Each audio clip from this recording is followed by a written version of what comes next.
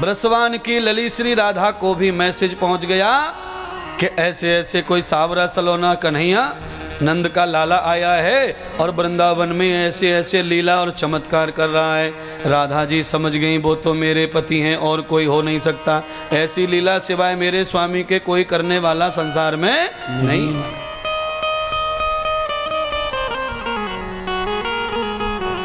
राधा जी ने अपनी सखियों से कहा, देवी चलो चलो मैं तुम्हें अपने पति से मिला के लाऊं। 7 साल की राधा ये कहे तो सखियां मजाक करें। दादियों को नानियों को पता चला कि राधा ऐसा ऐसा बोल रही है। 7 साल की उम्र में कह रही है मेरे पति आए वृंदावन में, चलो दर्शन करे हमें। तो दादियां हंस रही हैं, नानियां हंस रही हैं, कह रही हैं बच्ची है, अबोध है, अज्ञान है। पर कौन जादे, कौन समझे राधा कौन है महाराज। रुक्मिणी लक्ष्मी है, राधा महालक्ष्मी है। रुक्मिणी अगर पटरानी है तो राधा रानी का ही अवतार कृष्ण है महाराज।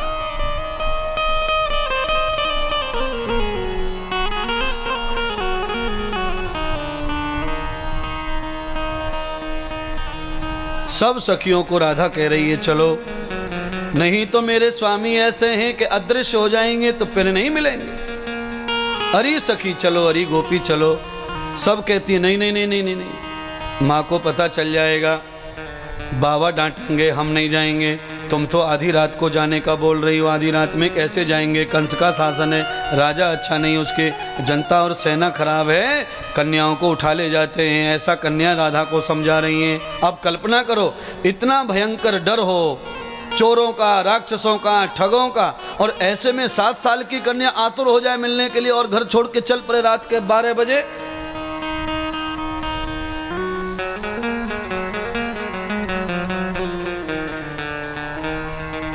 क्योंकि सिर्फ राधा ही जानती है कि उनका क्या रिलेशन है श्याम के साथ में।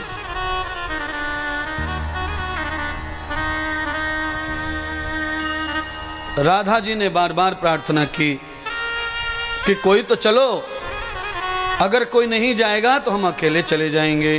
राधा चल पड़ी, छोड़ दिया बरसाना। श्री धाम वृंदावन में राधा जी पहुंच गई, पर कहाँ है श्याम वो कोई नहीं बता पा रहा है। आप भी नहीं बता पाएंगे, हम भी नहीं बता पाएंगे। कोई हमसे कहे कि बताओ भगवान कहाँ है, तो मैं कैसे बताऊं। मैं केवल ऐसे बता सकता हूँ जो किताबों में लिखा है कि भगवान यहाँ है, वहाँ है, कण कण में है, हृदय में है, रोम रोम में है। पर कोई प्रकट करके दिखाओ। तो राधा पूछ रही है मेरे श्याम कहाँ है, मेरे स्वामी कहाँ है, मेरे पति कहाँ हैं। पर कोई जानता नहीं है श्याम नाम की मूली कौन से खेत में पैदा हुई है, किसी को नहीं पता। क्यों नहीं पता, इसका भी राज सुनिए कथा में। क्यों नहीं पता है, क्योंकि ब्रज की और बरसाने की अलग अलग नाम है। वृंदावन की गोपियां भगवान को जानती तो हैं, पर इस नाम से नहीं जानती। वो तो गोविंद गोपाल के नाम से जानती हैं। श्री धाम वृंदावन में बिहारी के नाम से जानती हैं, ठाकुर के नाम से जानती हैं, पर श्याम नाम कभी नहीं सुना। अब आपको नॉलेज हो गया होगा कि जितने भक्त दुनिया में होते हैं उतने ही नाम भगवान के होते हैं। इसीलिए भगवान का नाम गुप्त रखा जाता है, दीक्षा में कभी ओपन नहीं किया जाता। क्योंकि नाम हमेशा अपना पर्सनल होता है, उसमें कोई शामिल हो सकता नहीं है। यही तो धन है, परम धन, जिसे कोई चुरा नहीं सकता, कोई बांट नहीं सकता। सब में हिस्से हो जाएंगे। आपका बेटा ना हो ना तो भी हिस्से हो जाएंगे, आपकी लड़की ना हो, बेटा ना हो, कोई भी ना हो, तो भी आपकी कमाई को बांटने वालों की कोई कमी नहीं है महाराज। अधिकार, हर एक ही धन ऐसा है जिसे कोई बांट नहीं सकता, जो पर्सनल हमारा है।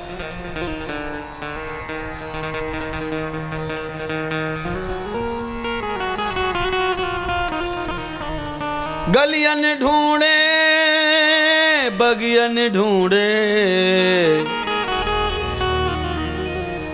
और ढूंढे चारों धाम, सखीरी मेरे पाए नहीं घनश्याम।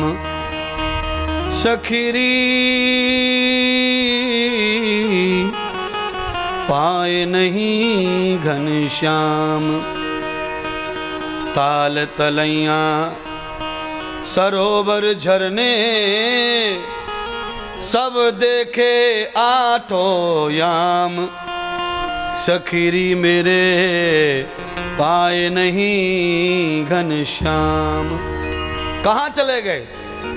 सब जगह ढूंढ रही हैं, नहीं मिले।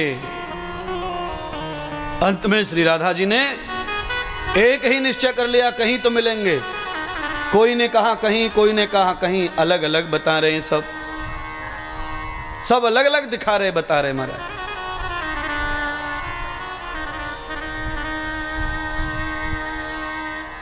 कहीं नहीं दिखे। अंत में राधा रोती बिलखती यमुना तट पर चली गई। मधुबन में देखा कि श्याम सुंदर पहले से ही महालक्ष्मी का ध्यान कर रहे हैं महाराज। यमुना के तट सभी सखाओं से दूर अकेले बैठे हैं, सुस्त गुप्त। राधा जी को देख लिया। परखे नेत्र समागति आए। देखिए, जिनको दिल चाहता है वर्षों से, अगर वो ऐसे अचानक दिख जाते हैं तो समझो संसार का सारा संपन्न धन हमें प्राप्त हो गया।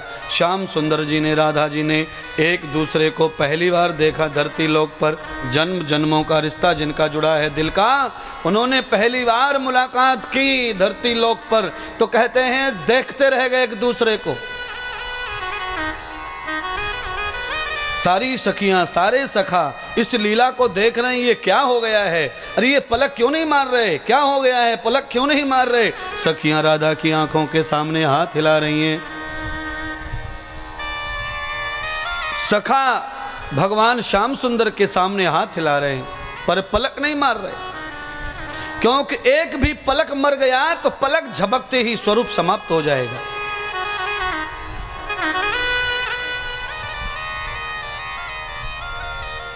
ऐसी राधा और श्याम के नेत्र खुले के खुले रह गए। इस अवस्था का नाम भगवान का बांके बिहारी पड़ा। बोलिए बांके बिहारी लाल की जय। ऐसा रूप कभी नहीं देखा ग्वाल वालों ने, सखियों ने। पहले वृंदावन बिहारी बने, राधा से पहली मुलाकात हुई तो भगवान बांके बन गए, निराले रूप में आ गए, कोई समझ ही नहीं पाया।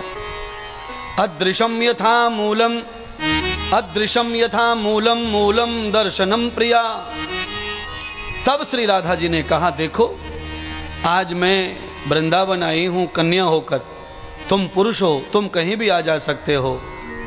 समाज में पता चला मैं ऐसे ऐसे तुमसे मिलने आई तो बदनामी हो जाएगी, इसीलिए मैं तुमसे अनुरोध करती हूं कि तुम ही बरसाने आ जाओ, जिससे हम दोनों एक दूसरे के साथ में निर्वाह संसार में करेंगे। श्याम सुंदर कहते हैं ठीक है। आज भगवान को न्योता दे दिया श्री राधिका रानी ने। राधा जी चली गई महाराज। राधा जी ने समय दिया था, कहा कि जब भी बरसाने आओ तो फागुन के महीने में आना, क्योंकि फागुन के महीने में ब्रज की समस्त महिलाओं को आज़ादी हो जाती है। एक महीने ब्रज की महिलाएं बिना किसी रोक टोक के पुरुषों के साथ में क्रीड़ा कर सकती हैं, लीला कर सकती हैं महाराज। इसलिए हे स्वामी, जब आप फागुन में आओगे फाग खेलने के लिए, तो हमारे बरसाने की समस्त गोपी ग्वाल कन्याएं नई नई चूड़ियां पहनने के लिए बाजार में निकलती हैं। वहां हमारी भेंट हो जाएगी, मिलन हो जाएगा।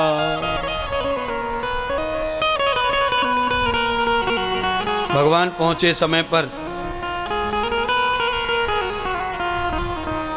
रात के अंधेरे में प्रभु पहुंच गए बरसाने। श्याम सुंदर को रोक लिया बरसाने की महिलाओं ने, पानी भरने जा रही हैं। हे गोविंद, हे नंद के लाला, कहाँ जा रहे हो? कहा बरसाने जा रहा हूं। क्यों? ब्रसवान की लली राधा से मिलने। मत जाओ, ब्रसवान लाला ने अपनी पुत्री को महल में बंद कर रखा है। जब से वो वृंदावन गई है उठ के चुपचाप रात में, तब से उनके पिता अब कहीं बाहर नहीं जाने देते, तुमसे नहीं मिलेंगी वो। श्याम जी नाराज हो गए। भगवान श्याम सुंदर ने निश्चय किया कि आए हैं तो बिना मिले तो नहीं जाएंगे, कैसे मिलें? तो गोपियों ने कहा एक ही मार्ग है कि तुम भी गोपी बन जाओ, लड़की से लड़की मिल जाएगी, लड़कों से वो अब नहीं मिल सकती हैं। उनके पिता को लड़कों पे डाउट हो गया है।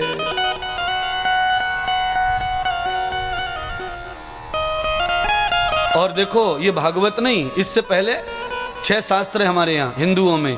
11 उपनिषद प्रमुख हैं, सब जगह पर विज्ञान लिखा हुआ है। संसार में सब चीज पे भरोसा करे पर जवानी पे भरोसा करना ठीक नहीं है महाराज। हाँ,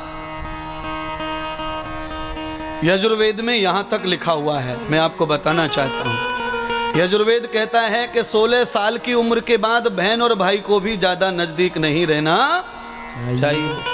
अब मौसी का लड़का, मामा का लड़का, फूफी का लड़का, ये तो है ही गुंडे। पर मैं जो कह रहा हूं इस पर ध्यान दो, ये मैं नहीं कह रहा हूं, यजुर्वेद कह रहा है। विसंगति यथा मूलम,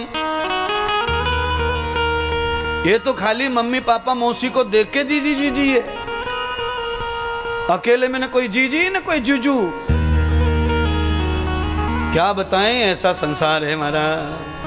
इसीलिए 7 साल की कन्या को महल में रोक दिया है, अब तुम अकेली कहीं नहीं जाओगी। क्यों? संसार ठीक नहीं है, तुम्हारी बच्ची ठीक है, तुम्हारे संस्कार अच्छे हैं, पर दुनिया की आंखें ठीक नहीं है ना। दुनिया में गाड़ी कितनी भी महंगी ले लो, रोड पे चलेगी तो धूल उड़ेगी और गाड़ी पे पड़ेगी। हाँ कि ना? हाँ महाराज, 8 करोड़ की कार पे भी पड़ेगी धूल, पड़ेगी।